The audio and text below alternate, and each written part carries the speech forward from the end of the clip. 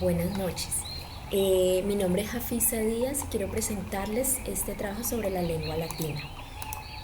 El latín es una antigua lengua de la rama itálica de la familia lingüística indoeuropea, a la que pertenecen la mayoría de las lenguas de Europa y Asia Meridional. Su nombre deriva de la zona geográfica de la península itálica donde se desarrolló Roma en la región del Lacio, el latín Latium. Adquirió el latín gran importancia ya que se extendió por todo el Imperio Romano. El latín permaneció después de esto también durante la Edad Media, la Edad Moderna y la Edad Contemporánea, pues se mantuvo como lengua científica hasta el siglo XIX.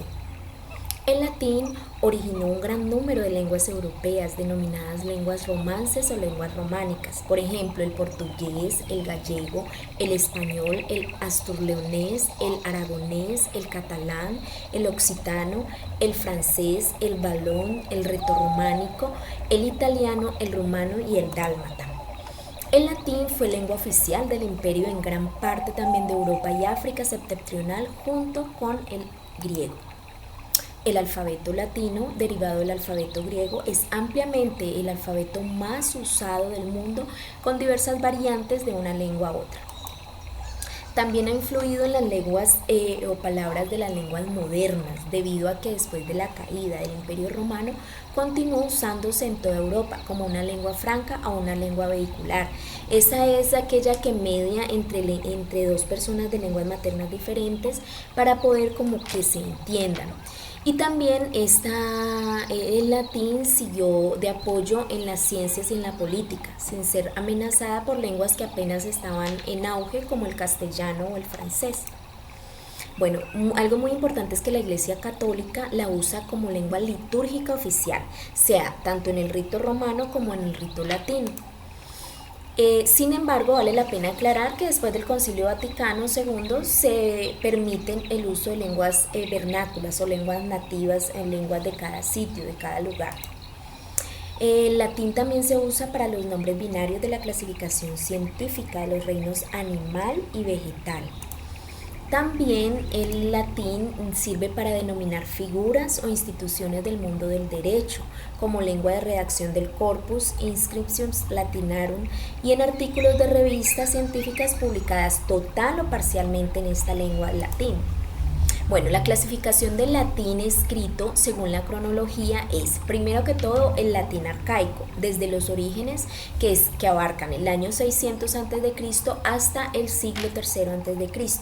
Allí solamente tenemos inscripciones, fragmentos de cantos rituales y de fórmulas legales como el canto de Frates Arbales y la ley de las 12 tablas de finales del siglo V, y actas oficiales como el Senatus Consultum de Vachanalibus del 186.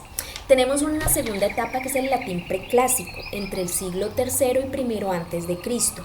Allí se da el comienzo a la poesía con Livio Andrónico, esclavo griego, en el que tradujo el latín la Odisea, Nevio y Lucilio. Segundo, la prosa de Catón y las comedias de Plauto y Terencio. La tercera etapa es el latín clásico, que se da desde el siglo I a.C. hasta el año 14 después de Cristo, llamada la Edad de Oro de la literatura latina. Allí vienen dos ramitas, una que pertenecen los poetas como Catulo, Lucrecio, Virgilio, Horacio, Ovidio, Tibulo y Propercio, y los prosistas o los que escribían en prosa como César, Salustio, Cicerón y Tito Livio. Tenemos la cuarta etapa, que es el latín posclásico, que se da entre el siglo I y II después de Cristo. Este le llaman la Edad de Plata. Aquí vienen los escritores más destacados como Tácito, Plinio el Joven, Séneca, Marcial, Luzano, Quintiliano, Apuleyo y Juvenal. Nuestra otra etapa es el latín tardío, que se da entre el año 200 al 600. Los autores más ilustres aquí fueron Boecio, Amiano, Marcelino, Claudiano y Ausonio. Tenemos el latín cristiano, que se da desde el finales del siglo II hasta el siglo VI. Cronológicamente es paralelo al latín tardío, al que acabamos de presentar, pero este representa en forma particular el latín utilizado por autores cristianos.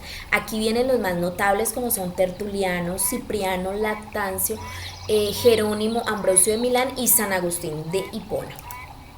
Tenemos por último el latín medieval entre el año 600 al siglo XIV y el latín humanístico entre el siglo XIV al siglo XVI. Muchas gracias.